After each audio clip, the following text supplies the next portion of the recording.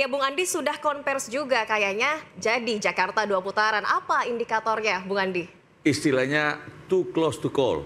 Kalau dalam bahasa ilmiah statistik, too close to call. Artinya bahwa belum bisa disimpulkan apakah 1 putaran atau 2 putaran.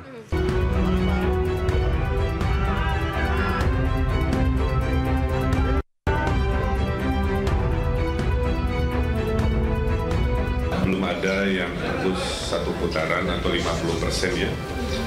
Semua ada di margin error. Ini adalah skenario Tuhan, di mana otomatis dengan angka tersebut, Paslon Dharma Kun menjadi penentu suaranya untuk memenangkan salah satu paslon, baik 1 maupun 3. Mendeklarasikan bahwa pasangan calon nomor 3, Mas Pram Bangdul, telah memenangkan konsentrasi Pilgub DKI Jakarta dalam satu putaran dengan perolehan 50,07%. Kenapa saya Ridwan Kamil?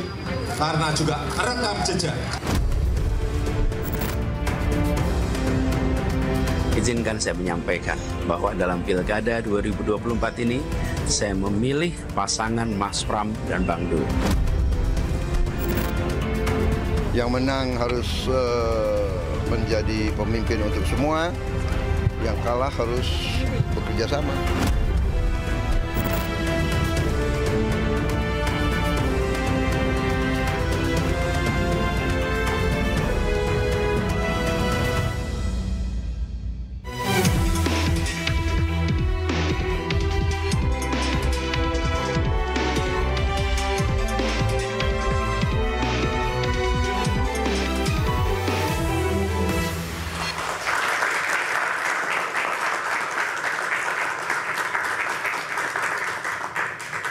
Halo, selamat malam pemirsa. Perhelatan Pilkada Serentak 2024 telah digelar. Dari hasil hitung cepat sejumlah lembaga survei, pasangan Cagup-Cagup Jakarta nomor urut 3 Pramono Rano mengalahkan pasangan Suswono dan juga Ridwan Kamil.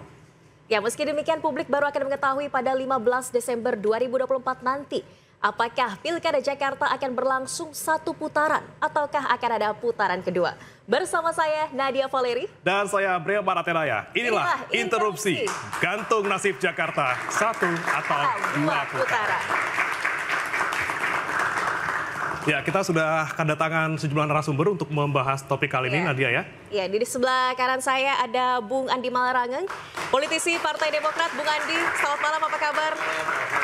Dan ada juga Bang Mas Duri Amrawi, peneliti Poltreking Indonesia. Apa kabar, Bung Mas Duri? Alhamdulillah baik. Baik. Dari sisi kiri juga sudah hadir bersama kami ada juru bicara dari Pramono Anung Rano Karno, Bung Ciko Hakim. Selamat malam, Bung. Kemudian ada juga Bung Emrus Sihombing, pengamat politik yang sudah hadir juga malam hari ini. Selamat malam. Selamat malam.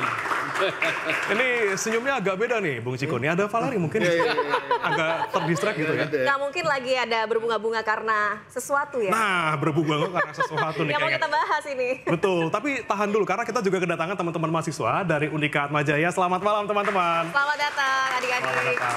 Nah, tapi Valeri, sebelum kita mulai perdebatan pada malam hari ini, ada aturan main ini Bapak-Bapak ya.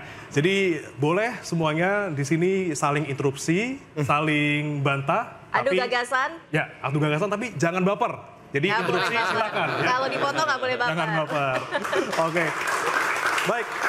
Saya mulai ke Bung Ciko dulu yang dari tadi memang senyum-senyum ya, walaupun dari Valeri juga, tapi Sumringah sekali malam sumringah ini, sekali. Bung Ciko ya, beda senyumnya. Betul, ini karena tadi kan sudah yakin banget gitu ya, konvers bahwa 1 putaran yakin gitu. Padahal kalau dari KPU real count-nya dari 99,92% ini angkanya di 50,07%. Tipis nih Bung Ciko. Enggak Optimis? tipis. Oh nggak tipis itu? 5.000 suara hampir 5.000 suara itu nggak tipis. Nggak tipis, Nggak tipis ya kan, nggak semudah itu mencari suara di segitu ya kan. Jadi memang 0, kan ini persentase. Tapi kalau kita bicara ribuan ya, karena kan kita nggak perlu juga ribuan, 50% plus 1 orang pun kita menang. Ya. Kan gitu.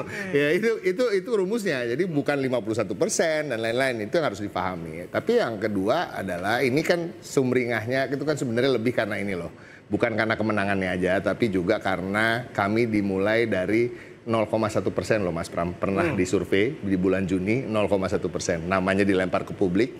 Nah kemudian naik ke 20 sekian persen ketika sudah mendaftar sebagai calon, dan kemudian bisa ke 50% lebih. Nah ini membuat kami juga merasa apa yang menjadi jeripayah kami selama ini semua di tim, termasuk khususnya para paslon, Mas Pramono Anung dan Bang Dul, itu berbuah hasil. Dan ini yang membuat kita bersyukurlah lebih ke Tuhan, juga berterima kasih pada masyarakat dan warga Jakarta, baik yang sudah memilih kita ataupun yang tidak memilih. Karena demokrasi ini kan milik kita semua, kontestasi ini berjalan dengan lancar, yang gembira sesuai dengan arahan Mas Pram, dengan memilih ketua tim sesnya juga calontong gitu. Jadi semua berjalan sesuai rencana dan alhamdulillah, dan tinggal kita tunggu pengumuman penetapannya aja gitu aja sih. Baik, kita. Gak tipis hasilnya nih, tapi dari kubu Ridho juga ya Bung Andi sudah konversi juga kayaknya jadi Jakarta 2 putaran. Apa indikatornya Bung Andi?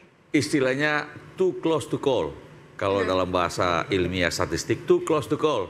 Artinya bahwa belum bisa disimpulkan apakah 1 putaran atau 2 putaran. Karena kalau kita lihat data quick count, itu sekitar 50,2% menang. Sementara unggul, tetapi Mas Pram dan Bung Rano, Bung Dul, tapi kemenangannya 50,2. Sementara margin error itu plus minus 1. Jadi istilahnya within margin error. Memang untuk DKI memang berbeda dengan yang lain. Kalau mau menang 1 putaran harus 50% plus 1 atau lebih. Nah, tapi kalau dia berada di margin error berarti dia berada di antara 50,2 poin itu plus minus 1. Jadi bisa sampai 1, bisa sampai 49.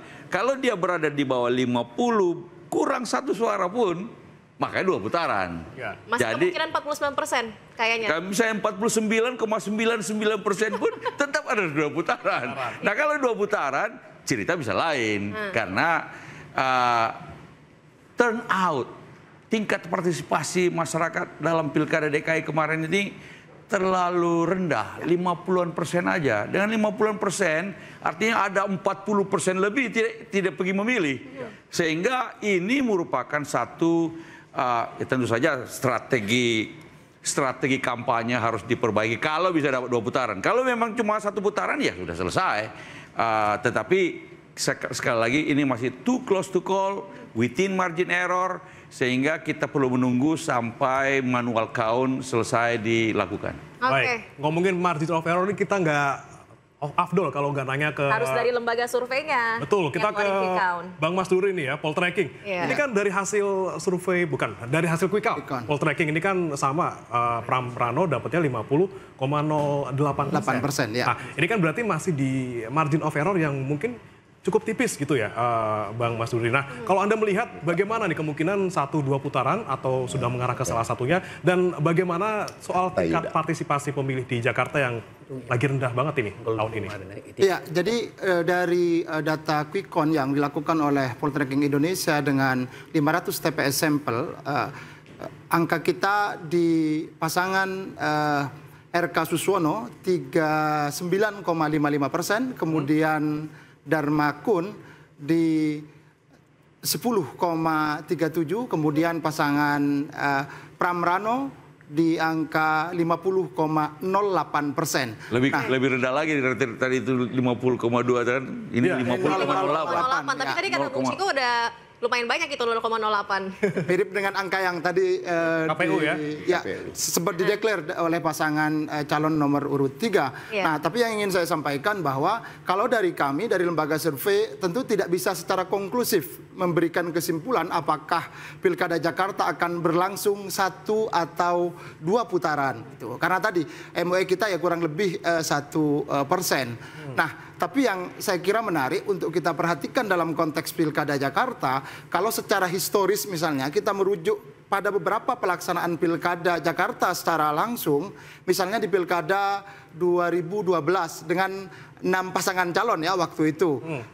Waktu itu berlangsung 2 putaran juga karena ada 6 pasangan calon. Tetapi di Pilkada 2017 misalnya dengan 3 pasangan calon juga berlangsung 2 putaran. Dan hari ini di Pilkada Jakarta 2024 dengan 3 pasangan calon, memang secara quick count angkanya di atas 50. Tetapi saya ingin menyampaikan bahwa secara historis pertarungan di Jakarta ini memang tidak mudah. Jadi tidak mudah untuk menaklukkan rasionalitas pemilih di Jakarta untuk kemudian bisa dalam satu putaran secara historis, meskipun secara angka tentu tadi ada 0,8 ya, yang itu bisa diekspektasikan menurut kami bahwa ya ada potensi ke satu putaran. Tetapi jangan lupa juga ada margin of error. Makanya kalau kami melihat deklarasi yang disampaikan oleh Pram Ranu misalnya, itu kan menunjukkan optimisme, sesuatu yang harus disampaikan memang kepada publik. Tetapi apa yang disampaikan oleh pasangan RK Suswono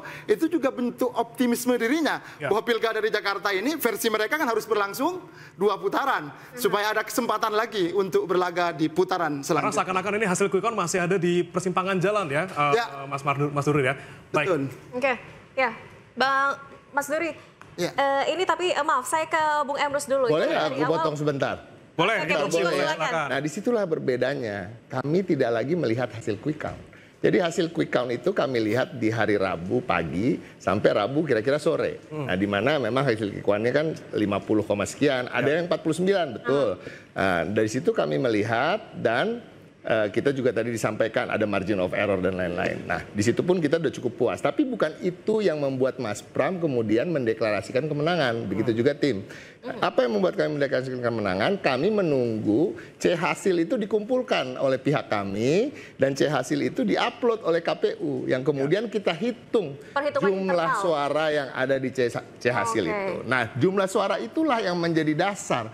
Jadi kita sudah melampaui bicara soal quick count. Quick count-nya udah segitu dengan margin of error. Ya sekarang kita bicara soal tadi C hasil yang sudah diupload oleh KPU dan juga yang sudah dilakukan perhitungan oleh kita yang lengkap. Nah, jumlahnya di atas 50% duanya. Bahkan apa yang ada di kita hitungannya, karena yang satu lagi si rekap itu kan ada kemungkinan bisa salah baca dan lain-lain.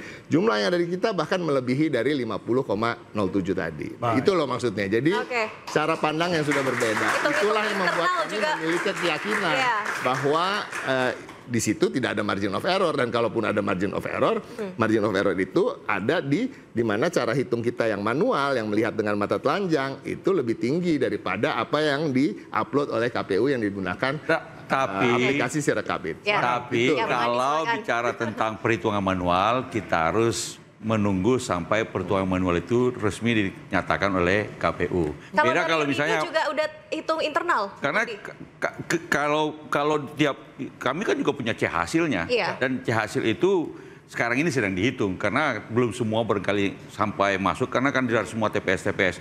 Yang bedanya kalau misalnya quick count kemarin itu 51,5. Terus terang sebagai ilmuwan yang juga bicara tentang biasa melakukan polling, kalau misalnya kawan-kawan ini rata-rata semuanya 50,15, otomatis kalau saya sudah langsung saya bilang sama Bung pasangan Ridho ini, pasti udahlah ngaku aja. Kalau sudah 51,5 artinya di atas margin error. Tapi kalau di sekarang ini saya belum bisa mengatakan bahwa itu adalah sudah selesai karena masih within margin error. Walaupun Bung Ciko tadi bilang sudah punya C1 hasil, tapi kalau C hasil kita lebih baik tunggu perhitungan resmi dari KPU. Sebenarnya barangkali besok atau lusa bisa kita lihat dari kecamatan-kecamatan. Kalau sudah sampai di kecamatan dan sudah ada tabulasi di kecamatan dan sudah diakui semua tabulasi di kecamatan, tinggal ditambahin semua itu angka-angka kecamatan itu. Hasil akhirnya bisa kita lihat. Tapi kan kalau Bang Andi ini kan bijak, itu betul yang disampaikan Bang Andi. Memang seharusnya begitu. Tapi kan ini tidak sama dengan apa yang dilakukan oleh timnya. Kalau kami mendeklarasikan kemenangan, ya kan, dengan apa yang sudah kita hitung, timnya Bang Andi juga sudah mendeklarasikan bahwa ini udah pasti 2 putaran karena hasilnya nggak seperti itu kan. Tadi masih rekap katanya tim. Makanya kita tunggu hasil manual. Pada akhirnya memang kita semua harus menunggu. Namun kami memiliki keyakinan. Kita tahan dulu Bung Ciko, Bung Andi, saya harus ke Bung Emrus dulu. Bung Emrus, dari hasil survei sampai terakhir mendekati pilkada. Ini awalnya elektabilitas yang paling tinggi pasangan Ridho. Tapi di akhir quick count saat ini justru Pram Ranu yang nomor 1 ya. Kenapa begitu? Baik, saya pikir itu menunjukkan bahwa program Pramono Anung menjawab permasalahan Jakarta. banyak kalau kita analisis berbagai program yang lebih rasional, yang lebih terukur, yang lebih menjawab masalah Jakarta adalah pasangan Pramono Anung. Salah satu contoh, banyak saya kira contoh yang akan saya berikan, tidak cukup waktu. Salah satu contoh bagaimana mengatasi kemacetan Jakarta, gitu ya, dengan terintegrasi dengan berbagai daerah pendukung, itu sangat operasional. Yang kedua, bahwa kalau kita lihat Ridwan Kamil mengatakan membangun Disneyland, aduh jauh banget. Kalau Bang Andi Malaranggeng sering di Amerika, saya pikir belum waktunya lah kita membangun itu di Indonesia ya. Berarti dari hasil debat terakhir ini juga mempengaruhi sekali Bung Emrus? Saya kira di seluruh perdebatan itu, artinya program yang ditawarkan dan sosok. Coba kita lihat, saya kira saya bisa lebih memberikan suatu analisis bahwa Ridwan Kamil sama Suswono ya, apakah dia cinta Jakarta? Buktinya apa? Sederhana. Ya. Mereka memilih di Jawa Barat kok, bukan di Jakarta. Harusnya pindah dulu KTP mereka. Ya? Saya tidak bicara, tunggu dulu. Saya tidak bicara normatif. Jadi artinya mereka tidak cinta Jakarta. Coba bayang sebentar Abangku, sebentar. Artinya apa? Orang yang memilih dia di Jakarta, dirinya tidak memilih dia. Jadi artinya aku cinta padamu, kau tak cinta padaku. Meskipun ini kalau soal memilih tempat memilih, Pak Jokowi dulu waktu running Jakarta pulang ke Solo juga milih. Justru itulah. Karena KTP-nya belum pindah. Justru itulah tidak perlu harus kita ikuti Pak Joko Widodo yang sudah dilakukan itu. Begitu, kan? Jadi kita harus lihat substansi persoalan baru idealnya, kan begitu. Dan jangan segala. Pada waktu itu Pak Jokowi juga menang juga. Bang Andi, saya akan bilang begini. Seringkali kita mengutip pendapat seseorang, pakar, profesor, doktor, tidak boleh begitu. Jadi kita harus lihat substansi dari persoalan itu. Profesor, doktor, atau ahli belum tentu benar daripada kita. Oke, baru bicara tentang margin of error gitu ya. Saya berpendapat bahwa dari awal saya sudah katakan bahwa satu putaran, cek di media, saya kira sebelum pemilu. Putarannya Pramrano. Ya, alasannya sederhana. Bahwa dari tingkat elektabilitas yang sangat rendah tadi 0, berapa? 0,1. Tren naik terus kan. Sementara Ridwan Kamil stagnan. Itu harus kita akui. Artinya apa? Rakyat merespon mereka. Jadi kalau dikatakan itu katakanlah margin of error, bisa. Secara statistik iya. Itu bisa naik 1 juga, bisa naik turun ke bawah. Artinya bisa juga naik dong ke atas. Bisa. Tetapi kalau kita lihat tren kenaikan itu, kalau kita pakai logika, saya kira lebih cenderung kepada naik ke angka ke atas. Kenapa? Tren kenaikan loh, bukan fluktuatif. Kalau fluktuatif angkanya surveinya, itu bisa kita terima. Margin of error itu adalah bahwa bisa turun, bisa naik. Tapi kalau kita lihat trennya, saya pikir saya terus terang mengatakan lebih cenderung margin of error itu naik ke atas. Kita lihat misalnya tadi dikatakan kan 50%,07 kira-kira gitu atau 08 begitu kan? Bang Emrus. Artinya sebentar masih di bawah 1%, masih di bawah margin of error, sangat logik. Demikian. Bang Emrus, ini memang kan kita lihat di Jakarta yang menang Pramrano dari hasil quick count. Kemudian kalau di tempat-tempat lain, di provinsi lain banyak sekali yang didukung oleh Kim Plus yang menang. Seperti ada anomali di Pilkada Jakarta, tapi akan kita bahas setelah yang satu ini.